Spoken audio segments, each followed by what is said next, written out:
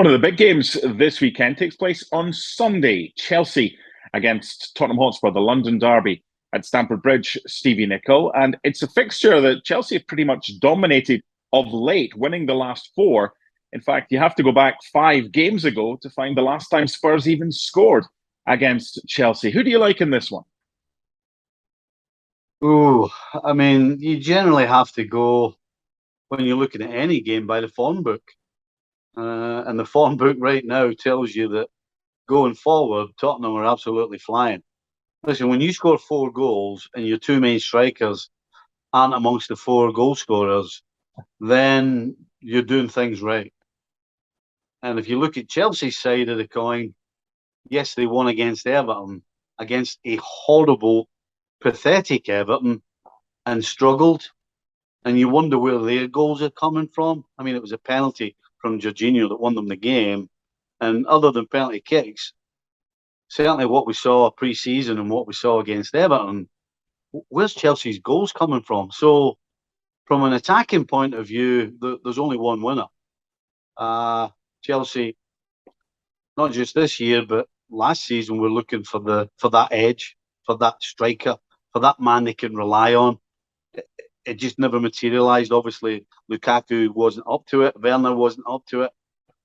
Certainly, Lukaku's gone. Question marks whether Werner will be on his way as well. So you can't look past Tottenham. I think also you have to think about Chelsea, what happened to them at Everton, the fact that Silva's probably going to be out, and he is the rock that back line's built on. He's the orchestrator, if you like.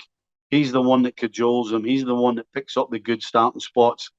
And if anybody's not in a good spot, he puts them in it. He, in my opinion, will not be there.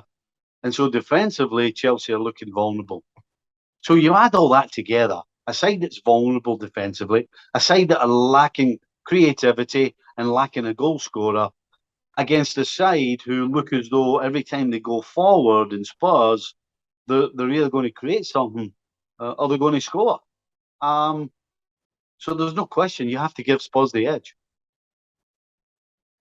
How much kudos do you put into kind of historical results and that a team hasn't won away against a certain opponent for a long time? You have to go back to April 2018. Eriksen and Dele Alli among the goals for the last time Spurs won at Chelsea. Look, they don't even play for the football club anymore. So is it a wipe the slate clean if you're the manager? Or can that kind of be a bit of a kind of burden for the team? No. Listen, the only people that don't look at these things or think about these things are the players and the managers, quite frankly. And again, generally as a player, you're looking at your last game. You're looking at your last result. You're looking at all the things that you've done in the previous game. And if you're a Tottenham player, you're only thinking good things. You can't think of anything negative because there really isn't much. At the same token, if you think Chelsea players are going, well, we don't look as though we're going to score. We've got some injuries defensively. But you know what? This team hadn't beaten us for whatever years or many games. Then you're mistaken, because that is not what was going through both sets of players' heads. What's going through their heads is Spurs are confident and Chelsea are biting their nails. Do you think the side that finishes higher between Chelsea and Spurs finishes third in the table this season? Yes, no question. Absolutely. I think the top 4 are City, Liverpool, Spurs and Chelsea. And right now, probably in that order. I do expect Spurs to be more consistent this year than they were last year, purely because of the competition they have now. Listen, they had a decent starting 11 last year, but after that, changes hurt them. Now they've got a real squad from back, middle to front, and that competition for places will mean that they'll probably be way more consistent. That means they'll pick up way more points. And right now, we're not quite sure what's going on at Chelsea. And so, yeah, I would suggest that Spurs will finish above Chelsea. I still think Chelsea will get it together and be in the top 4, but right now, if you push me, I'm going to say Spurs finish ahead of Chelsea. Okay, let's focus on Spurs. You've been a player, you've been a manager. When you win games, if possible, a lot of the time you just go same again. But for Spurs, it's got some selection dilemmas, Antonio Conte, this weekend, because you've got Richarlison coming back from suspension, and you've also got two wing backs that did really well last week in Sessegnon and Emerson Royale, but you've got Matt Doherty, and you've also got Ivan Perisic in the wings. So what are you doing if you're Antonio Conte?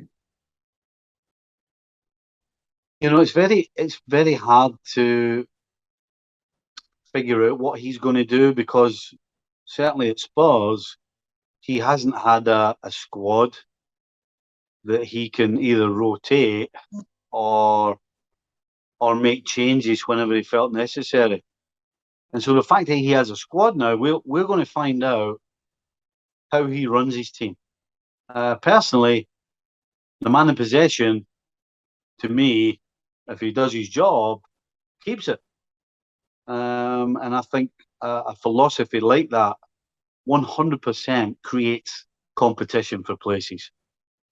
I think if you start chopping and changing all the time, then players become a little bit unsettled. They're on the edge of their seat every week wondering, am I sitting on the bench? Am I playing? Am I in the squad? And so I'm not quite sure what sort of policy Conte is going to use this season. I would suggest that you don't make changes to a side that won 4-1 and were very impressive going forward. I suggest that it's up to the ones that didn't play to push themselves forward, and it's up to the ones that played to keep that level up. That is the way I would go about it.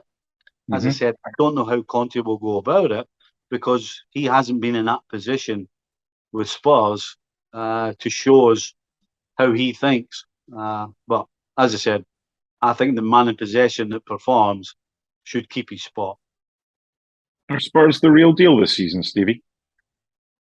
On paper, they look as though, no question, they are ahead of the pack, shall we say. I still think City and Liverpool are leading the pack, and then it's the next level. But I think the next level, the tip of that spear is Tottenham right now, on paper. On paper. Let's end with a prediction. Is it going to be a first Spurs win at Stamford Bridge since April 2018 this weekend? I'm going to say yes. As I said, I'm going to go by the form book, and I think Spurs will win the game. Yes. Good game to look forward to. Full coverage, full preview, and all the reaction from the bridge right here at ESPN FC. Thanks so much for watching ESPN on YouTube. And for more sports highlights and analysis, be sure to download the ESPN app. And for premium content and live streaming, subscribe to ESPN Plus.